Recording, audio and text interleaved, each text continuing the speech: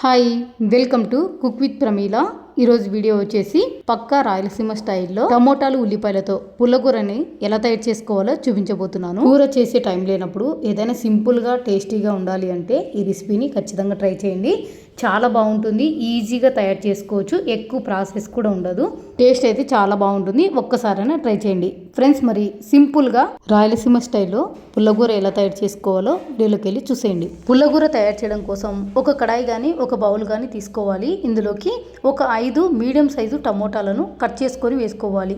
ఇందులోని కారానికి తగ్గట్టుగా ఒక 10 వరకు పచ్చిమిరపకాయలు అయితే వేస్తున్నాను. తర్వాత ఇందులోకి ఒక 2 మీడియం సైజులో ఉల్లిగడ్డలను పైన పొట్టు తీసేసుకొని కట్ చేసుకొని వేసుకోవాలి. ఇందులోని కొద్దిగా చింతపండు కూడా వేసుకోవాలి. అలాగే ఒక 1/2 టీ స్పూన్ నూనె, ఒక 1/4 టీ స్పూన్ జీలకర్ర, ఇందులోనే ఒక 2 గ్లాసుల వరకు నీళ్ళైతే పోసుకోవాలి.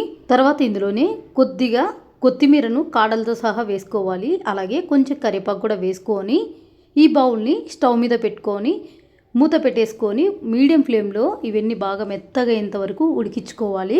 మధ్య మధ్యలో ఒకసారి కలుపుకుంటూ మూత పెట్టేసుకొని మెత్తగా ఉడికించుకోవాలి. టమోటాలు, ఉల్లిపాయలు, పచ్చిమిరపకాయలు అన్నీ ఉడకడానికి ఒక 10 నిమిషాలన్నా టైం పడుతుంది.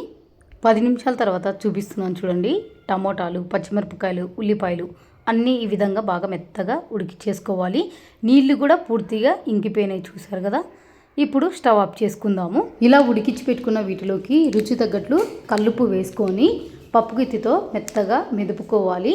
ఒకవేళ మీ దగ్గర పప్పు గిత్తి లేకపోతే మిక్సీ జార్లోకైనా వేసుకోవచ్చు, లేదంటే రోట్లోకైనా వేసుకొని కచ్చపచ్చగా దంచుకోవచ్చు.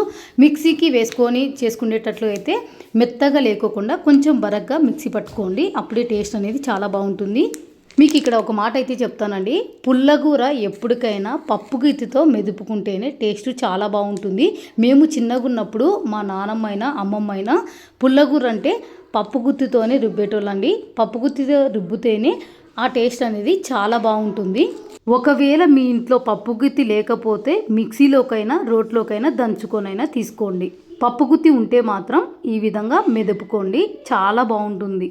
నా మాటలు మీకు బోరుగా అనిపించచ్చేమో, కానీ వాటి డిఫరెన్స్ ఏంటో మీకే ఈ రెసిపీ ట్రై చేసినప్పుడు మీకే అర్థమవుతుంది. చూసారు కదా, ఈ విధంగా మెదుపుకోవాలి. ఇలా మెదుపెట్టుకున్న ఈ పుల్లగూరకు పోపు అయితే తయారు చేసుకోవాలి. పోపు తయారు చేయడం కోసం స్టవ్ మీద ఒక చిన్న కడాయి పెట్టుకొని స్టవ్ ఆన్ చేసుకోవాలి. కడాయిలోకి ఒక 2 టేబుల్ స్పూన్ల వరకు నూనె వేసుకొని వేడి చేసుకోవాలి.